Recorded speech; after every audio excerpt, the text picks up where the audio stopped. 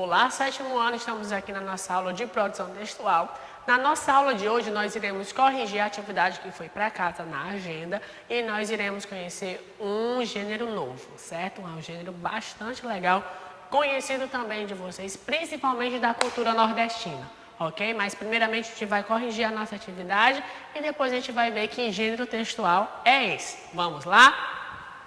Então, sétimo ano, aqui na unidade 8, capítulo 1, nós estamos estudando justamente o estatuto, né? Nós vimos que são textos normativos, vimos que são textos que trabalham com normas, com regras, com direitos e deveres, né? Então, o estatuto geralmente é característico de um determinado local, né? Que são as regras e os direitos e deveres que geram justamente a parte de organização de um determinado local, certo? Então, no Brasil nós temos vários estatutos, né? Principalmente, como nós vimos, o Estatuto da Criança e do Adolescente, né? Que vocês fizeram a pesquisa. O tio exemplificou como também o Estatuto do Idoso, né? A gente vai já fazer uma atividade que é justamente corrigir o Estatuto da Juventude. Então, dependendo da área, da idade, que assegura os direitos de cada um, né?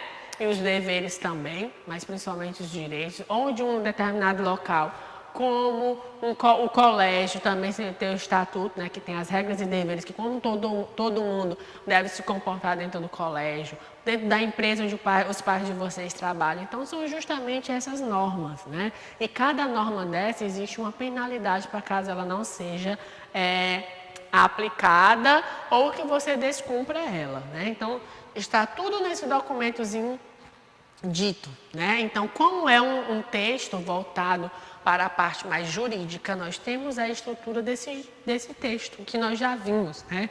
Que são textos que vão trabalhar com artigos, com os incisos, né? Com os parágrafos. Então, vamos dar uma lidinha agora para a gente resolver a nossa atividade no Estatuto da Juventude, né? O tio colocou nos slides, mas aqui você tem o texto na íntegra para vocês. Então, a Presidência da República, a Casa Civil, subchefia para os assuntos jurídicos, lei de número 12.852, no dia promulgado no dia 5 de agosto de 2013. Então, vocês têm aqui justamente, né, o título, né, disso aí e o artigo, né, a lei que está segurando os jovens, né? Então vamos lá. O Estatuto institui o Estatuto da Juventude e dispõe sobre os direitos dos jovens, os princípios e deveres das políticas públicas da juventude e o Sistema Nacional da Juventude, que assina a JUVE.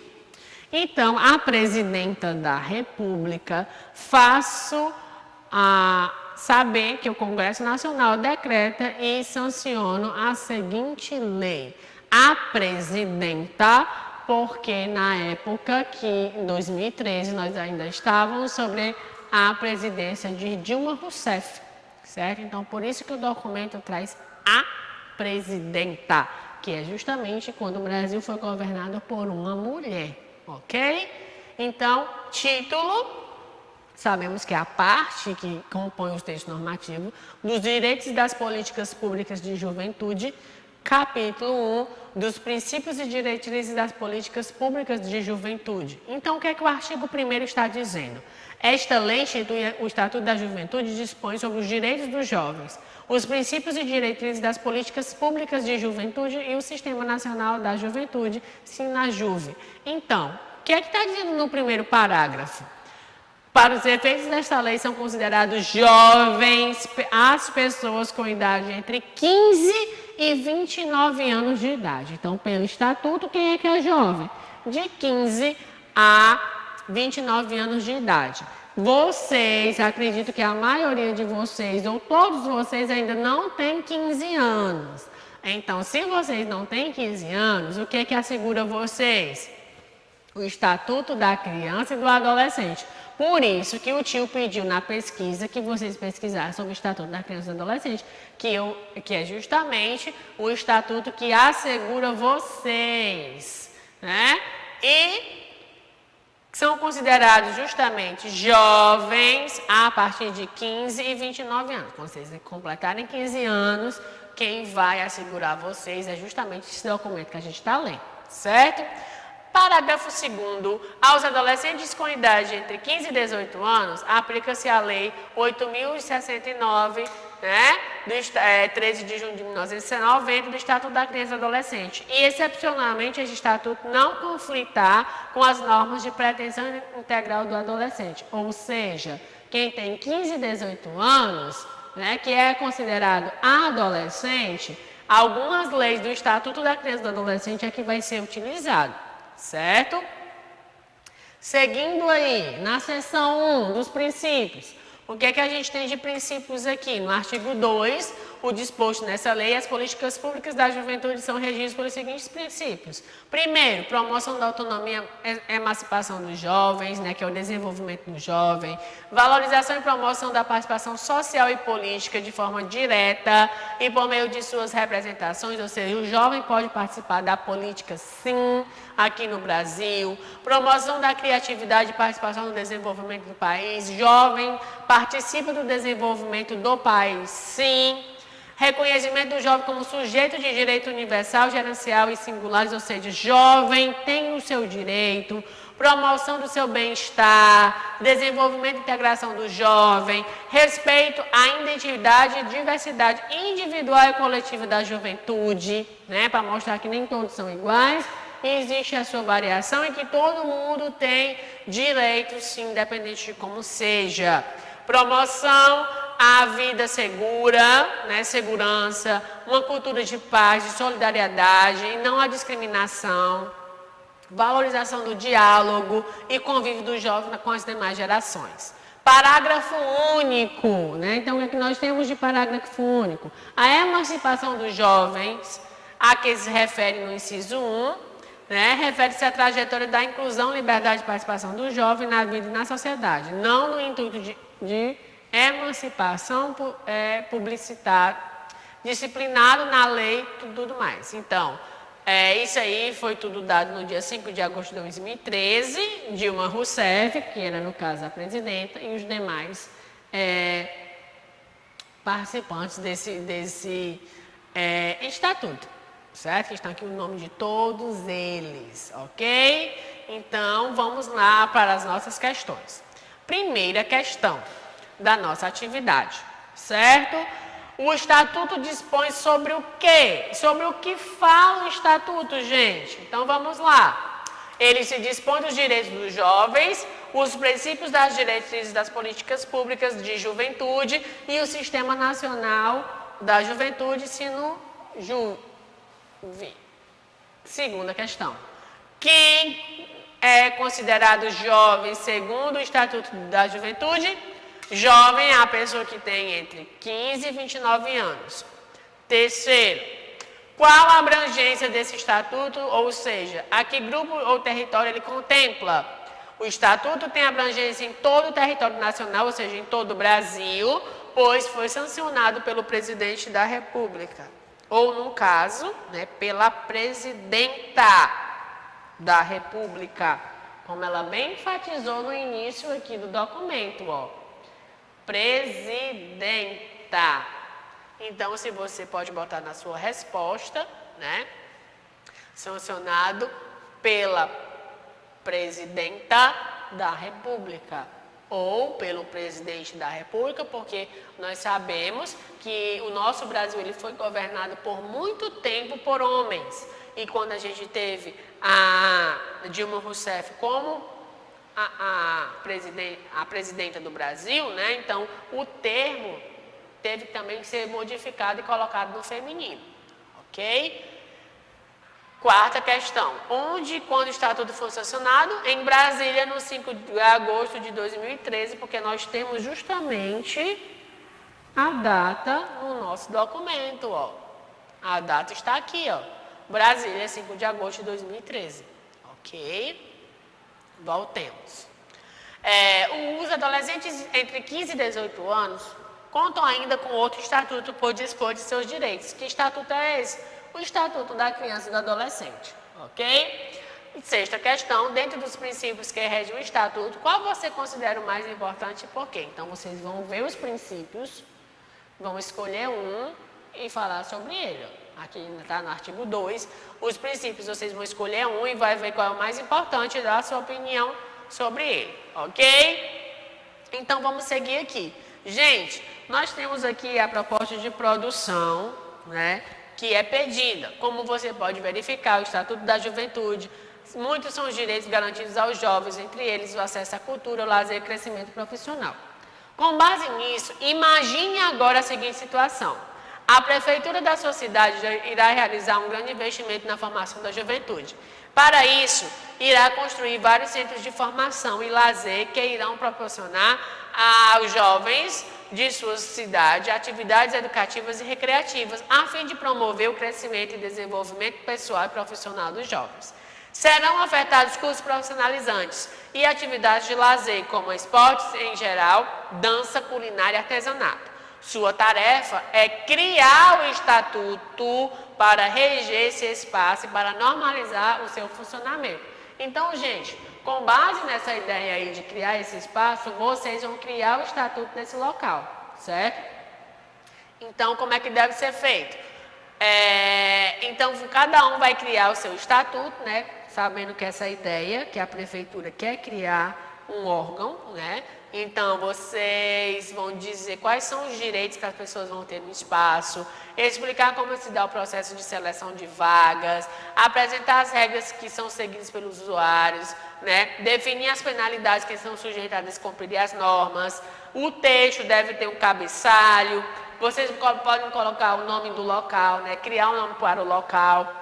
A epígrafe, a emenda, os artigos, os parágrafos, os incisos, como a gente já viu nos textos normativos, e o fecho e a assinatura. Então, é um documento fictício, nome fictício, que vocês vão criar, né, um estatuto para esse determinado local, ok? É uma tarefinha que não é difícil, é fácil de fazer. Vocês podem ter como exemplo outros estatutos para vocês verem o modelo, certo?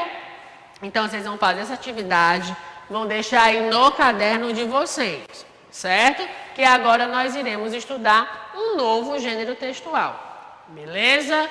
Então, vamos lá, ok?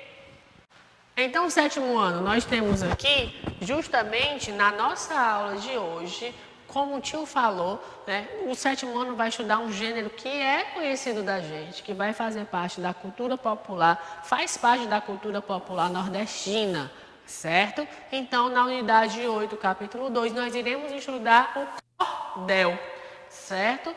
Esse gênero, como o tio bem falou, característico do Nordeste, né, bem característico do nosso Ceará. Ele tem esse nome, né, cordel, que vem do nome corda. Por que isso, professor? Porque como a gente está aqui vendo na imagem, são textos, né, em pequenos livretos em que estavam sempre uma corda, né, com um pregador. Então, essa é a forma que ele é vendido. Então, esse texto que está na corda, ele ficou característico como o nome de cordel. Né? Então, um cordel ele tem essa marca, ele é vendido dessa forma. Um livro que vai contar uma história, só que a gente vai ver que nós vamos estar num gênero textual voltado para a poesia, né? É um poema, né? Bem longo, contando geralmente uma história, em que ele tem essa diversidade dessa capa, né? Sempre as capas coloridas, nós iremos aprender na nossa aula de hoje como é que se faz essa capa, certo? E a venda dele, né? Que sempre é num cordão. Por quê? Porque nas feiras, principalmente nas feiras dos mercados ou nas feiras das festas religiosas, se existiam as barraquinhas e nessas barracas as pessoas colocavam cordões, né, e penduravam os textos para serem vendidos, né, os livretos para serem vendidos. E uma forma de prender esse livrinho no cordão era utilizando um pregador, justamente aquele pregador de roupa que a mamãe aí utiliza para prender as roupas no varal. Então era a mesma coisa, eram os varais somente com os textos a serem apresentados. Por isso o nome cordel, o texto que é vendido na corda, certo? Então vamos lá. O que é o cordel? O cordel nordestino é um gênero de expressão popular que se caracteriza pela declamação de poemas, né? Então, o cordel, ele nasce primeiramente na parte oral, depois que ele vai para a parte escrita. Esses textos são rimados, como o tio bem falou, a gente está na trata da poesia, são impressos em folhetos e pendurados em cordas, por isso, os cordéis. E vendido nas feiras livres, né? Um preço bem baratinho desse tipo de texto. A literatura de cordel é uma manifestação literária tradicional da cultura popular brasileira, mais precisamente no interior do Nordeste, né? Então, é uma característica nossa, né? É um tipo de texto nosso. Os locais onde ela tem grande destaque são em Pernambuco, Alagoas, Paraíba, Pará, Rio Grande do Norte e no nosso Ceará. Por esse motivo, o cordel nordestino é um dos mais destacados no país. Então, gente, o termo cordel é uma herança portuguesa, certo? Essa manifestação artística foi introduzida por eles no Brasil no final do século XVIII. Mas nós sabemos, né, que dentro da Europa já existia essa manifestação de você escrever, declamar um poema e depois colocar no papel, certo? Ela começou a aparecer justamente no século XII nos países como França, Espanha e Itália, né? A gente tem aí justamente se popularizando no período do Renascimento, ok? Que a gente vai também chegar a uma proximidade do cordel com justamente as cantigas trovadorescas, certo? A gente tem um resquício de longe já desse movimento da gente ter um texto, é um poema que é declamado, muitas vezes acompanhado de uma rima, que é a característica forte, ou outras vezes com música, né? Então, desde o Renascimento, né, os cantores de resta, como a gente coloca lá na Espanha, a gente tem o surgimento do cordel. Então, o cordel ele chega aqui no Brasil, principalmente na parte do Nordeste, né, trazido pelos europeus, ok? No Brasil, a literatura de cordel adquiriu força no século XIX, sobretudo em 1930 e 1960. Por que esse período, gente? Apesar dele ter nascido sua essência, né, ser bem antiga, mas por que ele vem ter um destaque, sobretudo em 1930 e 1960? Porque aqui em 1930 nós temos uma escola literária que vai se desenvolver, que nós vamos chamar a segunda fase do modernismo, que é justamente o regionalismo. O regionalismo ele ficou característico por essa cultura nordestina, certo? Então, o advento desse regionalismo de 1930, e também durante 1960, os escritores influenciados por esse estilo, dos quais se destacaram João Cabral de Melo Neto, Ariano Suassuna e Guimarães Rosa, né? A gente tem dos nomes que mais defende o Nordeste, né, que é o Ariano Suassuna, que a gente tem essas histórias contadas e rimadas. Então, o cordel não é um simples texto, não é somente de característica nordestina. A gente tem aqui a essência dele já vem da Europa, né? Então, quais são as características do cordel? O que é que esse texto tem como característica? Primeiro, é uma tradição literária regional, porque faz parte da cultura do nosso Ceará, a cultura do nosso Nordeste. Oposição à literatura tradicional. Por quê? Porque a literatura tradicional, gente, ela trabalhava muito com a contação de histórias em forma de prosa. E aqui a gente tem um texto completamente poético, certo? O gênero literário trabalhado em verso, a gente vai ter uma história contada em verso. Os temas são populares e da cultura popular brasileira, ou seja, o que acontece no dia a dia, os personagens famosos, né? Por exemplo, as festas nordestinas do mês de junho, né? São João, São Pedro, Santo Antônio, aquelas crendices, né? Das festas juninas. Também a crendice popular voltada pela região católica, né? Nossa Senhora, os santos, o Padre Cícero, ok? Figuras nordestinas como o Lampião e a Maria Bonita, ok? A linguagem popular, oral e informal. Linguagem popular porque é a linguagem do cotidiano do povo nordestino, né? Essa fala bem arrastada, a oralidade. O texto de cordel ele nasce no oral. né, na oralidade, e tem como uma característica da cultura regional, né, e de trato informal. A gente não, muitas vezes não tem nenhuma preocupação com a regra do português aqui, porque o que vale é o texto estar rimado. Uma linguagem bem informal, bem coloquial, uso do humor, na maioria das vezes, da ironia e do sarcasmo, porque a gente também tem o cordel falando sobre temáticas sociais e políticas. Os temas, né? O folclore brasileiro, as lendas do folclore brasileiro, a temática religiosa, a temática profana, políticos, episódios históricos, realidade social e etc. Né? A presença de rima, de uma métrica e de uma oralidade. Né? Então aqui a gente tem textos formados, os versos e os estrofes, né? Que ficam aí a critério do compositor o tamanho desses estrofes e dessas rimas. Ok? Então, como é que é produzido um cordel? Né? Então vamos aqui, gente.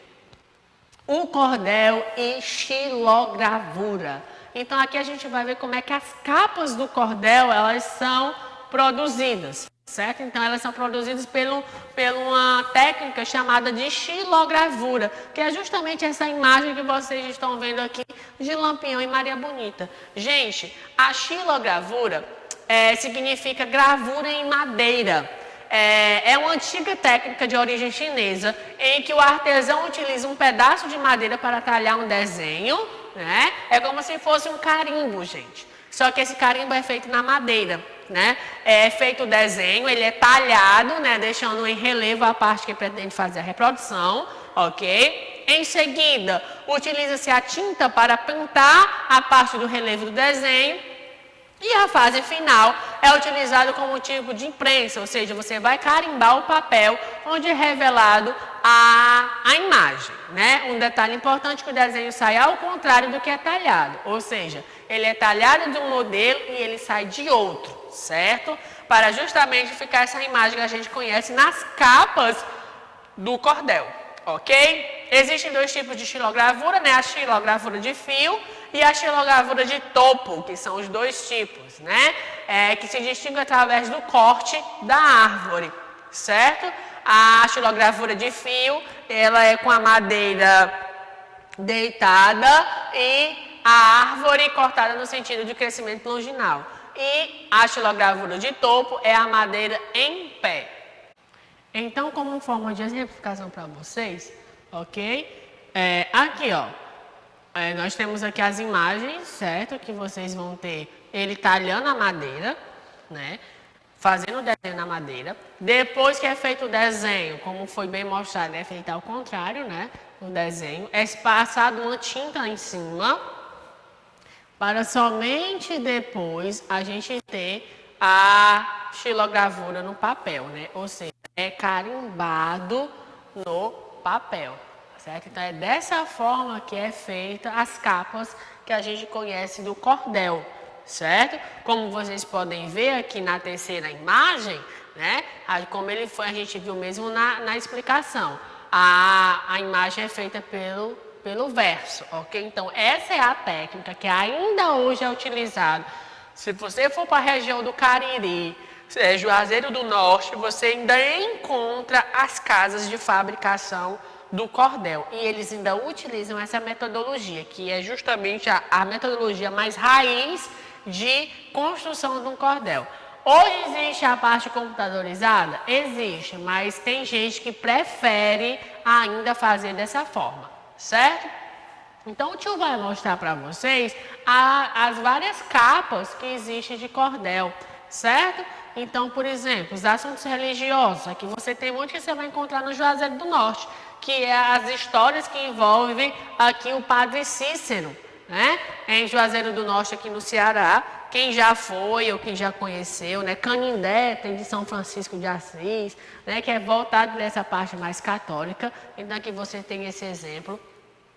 Outro exemplo também, que é justamente essa questão da seca do Nordeste.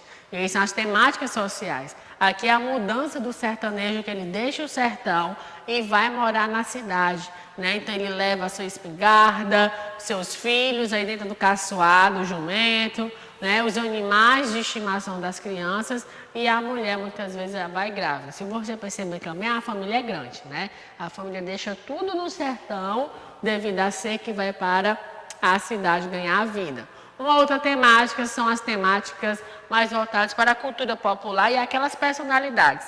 Aqui, né, Lampião e Maria Bonita, um dos grandes romances aqui vividos no estado do Ceará, né, e contada essa história em forma de cordel, que era o romance do cangaço, né, Lampião e Maria Bonita, o maior cangaceiro que já existiu, Lampião, que tinha sua fiel esposa Maria Bonita, né? Outra temática também aqui voltada de cunho social, na Bahia, né, aconteceu aí uma revolução, né, a Revolução de Canudos, e nós temos aí o nosso Antônio Conselheiro, né, que ele vai aconselhar todos os nordestinos com essa promessa de uma vida melhor, ok? E aqui, também fazendo parte da nossa cultura, a banca de pífanos, ou a banda de pífanos, né, no caso, que é justamente essas bandinhas que a gente encontra no interior, quando tem as festas populares, principalmente no São João, a gente encontra muito, que né, eles vão tocar as músicas nordestinas, a bomba, o triângulo e o pífano, que é justamente como se fosse uma flauta, né? E a gente não podia deixar de demonstrar também aquilo que embala as noites do São João, aqui no mês de junho, né? São as festas nordestinas, a festa do nosso São João, em que a gente vai ter aqui um exemplo da festa em si, o casamento junino, né? Então, muitas histórias da crendice do dia de Santo Antônio, São João, São Pedro, né? Que é o nosso São João em si. E uma outra história aqui, que é bastante conhecida também, certo? Acho que os pais de vocês devem conhecer, os avós, que é um dos cordéis mais falados e mais comentados, que é o romance do pavão misterioso, né? Esse pavão que ajuda esse casal a viver. E essa história já foi contada e cantada no estado do Ceará de várias formas, de várias vezes, né? Então, fica aí também a critério das capas, né? Se vocês prestarem atenção, aqui a gente já tem uma capa mais amarela, porque também ela vai modificar a cor, né? Nem sempre é no branco, mas a gente tem capa, como o tio já mostrou lá na imagem inicial, amarela, verde, azul, né? Só a capa que é diferente, mas o conteúdo é sempre numa folha de uma cor diferenciada, ok? Então, dentro dessa capa, né, que é feito esse texto, quem é que escreve esse texto, né? Então, a gente vai ter vários mestres do cordel. Aqui a gente tem essa exemplificação, né, da madeira, da árvore, que é tirada da madeira para fazer o cordel. E aqui você tem um exemplo de vários e vários cordelistas do nosso estado do Ceará, e dentro deles a gente tem um que a gente vai destacar, que é justamente o que é o grande sucesso na parte do cordel, da literatura cearense, que a gente tem um respeito muito grande, e o nosso material vem trazer e mostrar que é o nosso Patativa do Assaré. Patativa do Assaré foi um grande poeta e repentista brasileiro, um dos principais representantes da arte popular nordestina do século XX. O Patativa do Assaré, ele fica justamente conhecido pela parte do cordel, né? Ele é o mestre do cordel, uma linguagem simples, porém poética, retratando a vida sofrida e área do povo do sertão, né? O nosso Patativa do Assaré, gente, ele não tinha nenhuma escolaridade. Ele sabia criar na parte oral o cordel, mas sempre ele chamava um filho ou um neto e pedia para ele escrever, né? Ele ficava declamando o texto e a pessoa copiando no papel. E hoje a gente tem um conhecimento dos cordéis do Patativa do Assaré justamente por causa disso. Alguém que copiou o texto para ele, porque ele fazia recitar muito bem, certo? Projetou-se nacionalmente, né, justamente pelo poema Triste Partida, gravado pelo Luiz Gonzaga, né? Seus livros foram traduzidos para vários idiomas, né? E ele foram temas de estudo na cadeira de literatura popular universal, certo? Então, o nosso Patativa do Assaré, a gente tem um respeito muito grande a ele, né? E a gente deve muito do mundo conhecer o Ceará, conhecer nossa cultura através do texto do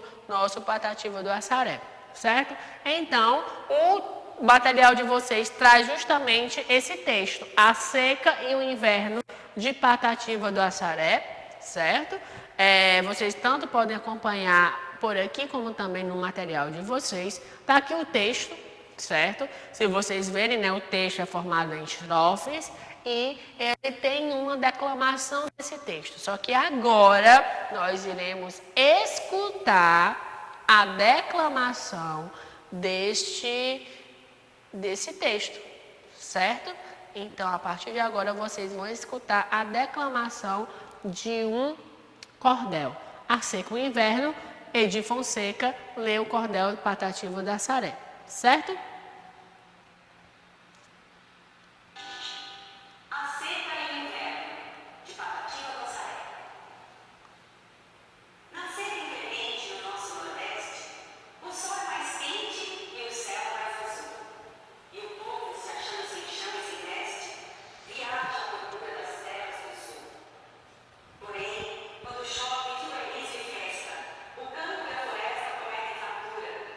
Escutam-se as notas alegres e graves dos cantos das aves ou alegres o assa e gargalho jacu, apita cumbu e gêmea juriti.